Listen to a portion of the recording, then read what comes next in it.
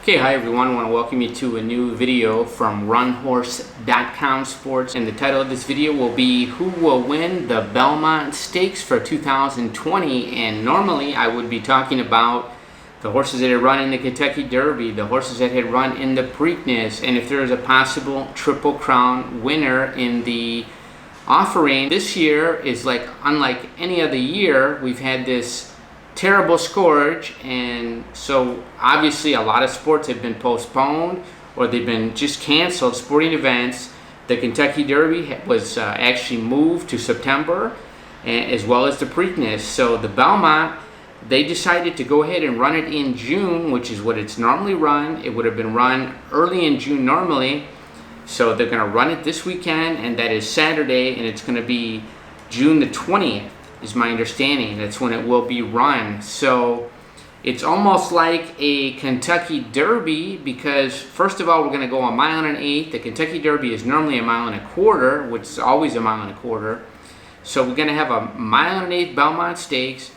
Quite strange. It's a much shorter race. Normally run at a mile and a half, and it's normally the last race of the Triple Crown series. Quite interesting events, but that's what we have to deal with. So that's what we have going on this year, the Belmont Stakes, unlike any other. So it's still going to be an exciting race, and the horse that wins it, would it be considered a Triple Crown if the horse that wins the Belmont goes on to win the Kentucky Derby and the Preakness this year? Would definitely have to have an asterisk by his or her name. Quite interesting if that is a possibility, and you have a longer break between races this year, so it should be actually helpful. It should be easier, and shorten Belmont Stakes as well. So it should be a little bit easier actually to win the Triple Crown this year than normal. Now, unfortunately, some horses that were prepped, that were ready to go in May, they're not going to be able to run now. They've had a few horses injured. So this is what we had to deal with. So let's go ahead and select the race for you, and let's look forward to the June 2020 Belmont Stakes. We have a 10-horse field going forward, and we have 10 horses. Number 1 is Tap It to Win. The 2 are Sole Volante. The 3, Max Player. The 4, Modernist. The 5, Farmington Road. Number 6 is 4 Left. Number 7, Jungle Runner. Number 8, Tis the Law, which is the favorite. Number 9, Dr. Post.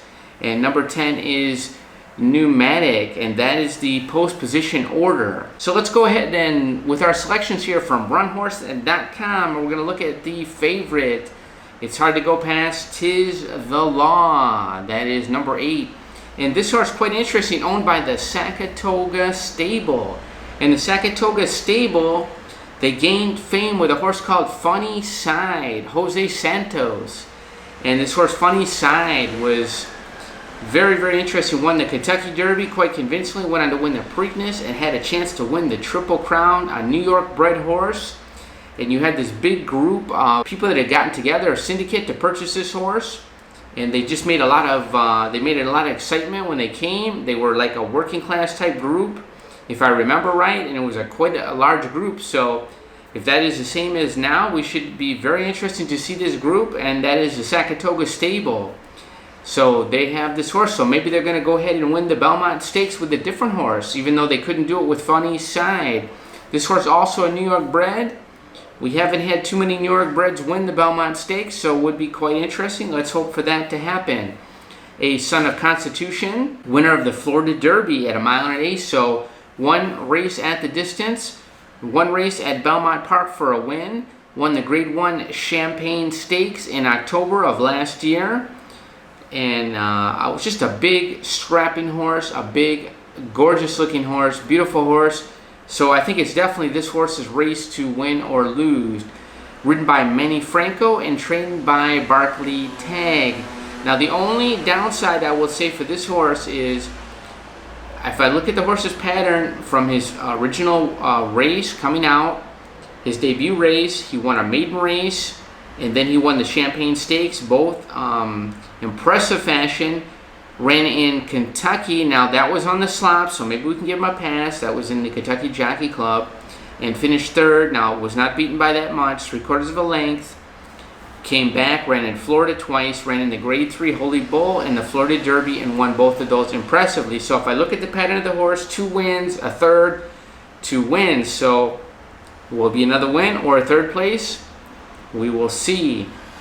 So let's go for a little bit of a price here. This looks like a really competitive field. I have to say, looking at these horses, I mean, it's really hard to separate them. You have a lot of good horses in there. If this Tiz the Law happens to have a bad day, or for some reason, well, we should be able to get the distance. That's not a problem. I was going to say the 1.5 miles, but it's 1.8 miles, so that should not be a problem. But there are a lot of contenders, so it's not going to be an easy task for this Tiz the Law. I think he's going to be up against it. If he does win the race, I think it will be a closer finish, much closer finish than last time. Let's go with the number 10 horse, and that is Pneumatic, and trained by Steve Asmussen. And Steve Asmussen barn has just been on fire lately. I've seen him firing all over the country. Ricardo Santana has the mount. Ricardo Santana is a up and coming, a young jockey. He's been phenomenal combined with Steve Asmussen. This horse is a son of Uncle Mo. He's got 3 races, lifetime. Broke his mate in Oaklawn. Ran an optional claimer, 80,000. Won that race impressively. Ran at Churchill Downs, a mile and a 16th in the Matt Winn Grade 3 against a horse that was supposed to be a prominent contender in the Kentucky Derby this year. Could have likely been one of the favorites, Maxfield. And this horse battled on the lead and finished third, about a length and 3/4 behind Maxfield. So not beating all that much. And that was a 10-horse field, and it says battled stretch gave in. So the horse battled early and was able to still hold on to third, so I like that. Shows horse is determined, has a lot of grit, so I like that. So we'll go with the 10-horse for second. A long shot horse here. For third place, I'm going to go with this number 3 horse, and that's Max Player. We're going to take a look at this horse. 15-1 morning line, Max Player. Now, what I do like about this horse, also 3 lifetime starts, picks up Joel Rosario, and you cannot go wrong with Joel Rosario. This man, he just knows how to handle a horse, and he seems to do very well in these big races. He seems to find the right spot to put the horse in. Now, this is a 3-year-old son of Honor Code, trained by Linda Rice. Would be great to see her get a win in the Belmont Stakes. Wouldn't that be great? She's one of our all-time great female trainers in the sport. Love her. This horse raced at Parks. Broke his maiden there. Last time out in the Grade 3 Withers at Aqueduct, 1.8 miles. That's the distance we're running today. Powerful win. Had a 1 3/4 length win in the Withers Stakes. That was Max Player. So the horses looks like on the improve. There's no problem with the distance. That last race was in February. Ran well off the layoff. Well rested for this race. So we're going to take a chance for this horse and also likes the off track. So if the track does come up a little wet, could also be in favor of this horse, Max Player. So let's look for Max Player to fill a position here in this race. But like I said, a very competitive race. You have some other good horses in here. You have Sole Volante. Love the name of this horse. Means flying sun. Very beautiful name. And that's a Japanese bred horse. Or the sire is Japanese, bred in Kentucky. And the number 1 horse, Tapit to Win, John Velasquez and Mark Cassie. Cannot look by a son of Tapit. So a couple good chances in here as well. And you also have this Dr. Post. Was looking at that, and that is like the second favorite on the morning line, second and third favorite, Todd Pletcher and Erad Ortiz. So another possible contender. So it should be quite an interesting race.